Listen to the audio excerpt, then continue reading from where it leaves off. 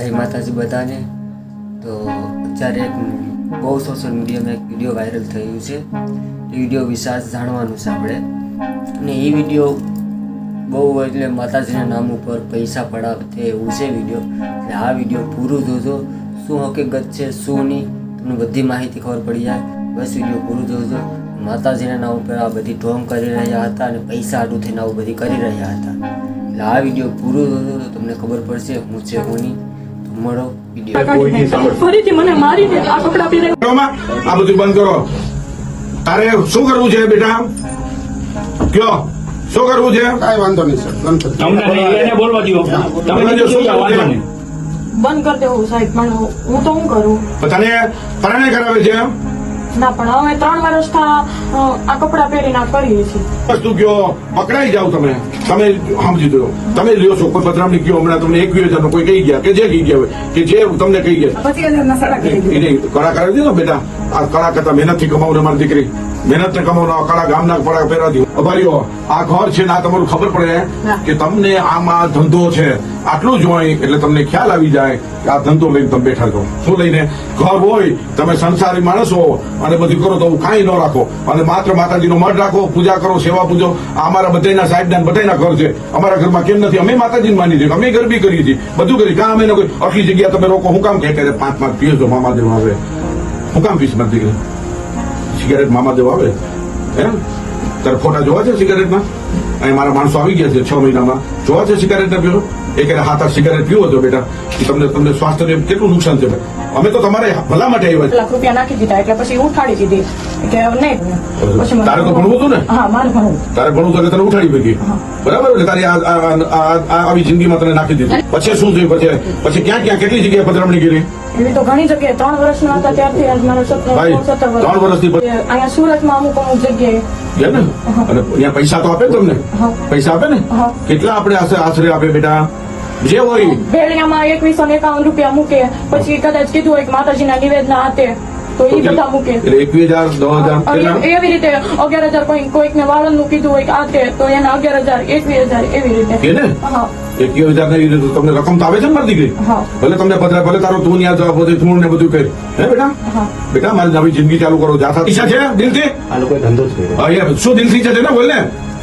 3 વર્ષના હતા તે વર્ષનું આ વસ્તુ કરાવેલું હતું, કરાવ્યું છે ને તને? પરણે જ કરાવ્યું? 3 વર્ષની હતી ત્યારથી આ કપડા પહેર્યા, એટલે પછી મને કોઈ જાતની ખબર પણ નથી।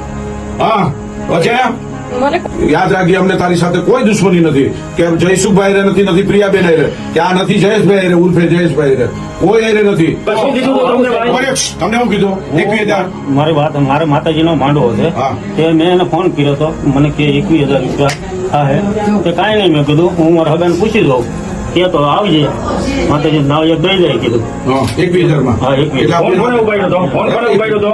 ફોનમાં વાત કોને કરી? ભાઈ વાત કરી, બેને નથી કરી ને? બેનને ખબર નહીં હોય, પછી ખબર પડી હોય બરાબર? મને અંદર કહેવાયું હતા કે બેન પગનું પૂછે, એમને સ્ક્રૂ ફિટ કર્યા છે પાછળ, આ તે પૂછે મેં જે વસ્તુ કીધી ને એને રિપીટ કરી દીધી કે મારા કમરમાં સ્ક્રૂ છે ને મારા પગ દુખે છે ને બેન બોલવા તો દો પછી હા બોલ મારો ભાઈ મને આંખમાંથી લોહી કાઢી નાખ્યા હતા। બસ મેં આ કપડા કાઢ નાખ્યા ને એટલે, અને એમ કે 5-6 લાખ રૂપિયા તો મેં માણસ પાસેથી પડાવી લીધા બરાબર, પછી પાછી 10 લાખની માંગણી કરી, એટલે કે મારા મમ્મી પપ્પાની લોકો મને કરાવે તો પછી હું તેને વાતો કરી પછી આગળ જઈને કહી દીધું પતન આવીને કહી ગયા રિપીટ કરો બોલ છે એમ એટલે એને એમ કેવું આવું કે છે માતાજી એટલે મને ખબર પડી એટલે મેં આ કપડા કાઢી નાખ્યા। ફરીથી મને મારીને આ કપડા પહેરાવી પછી મને મારી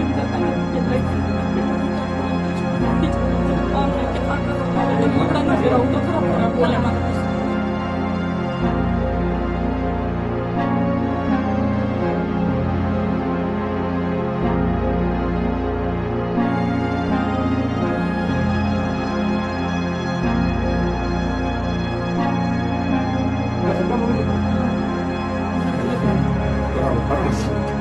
તું તો કેટલો રૂપિયા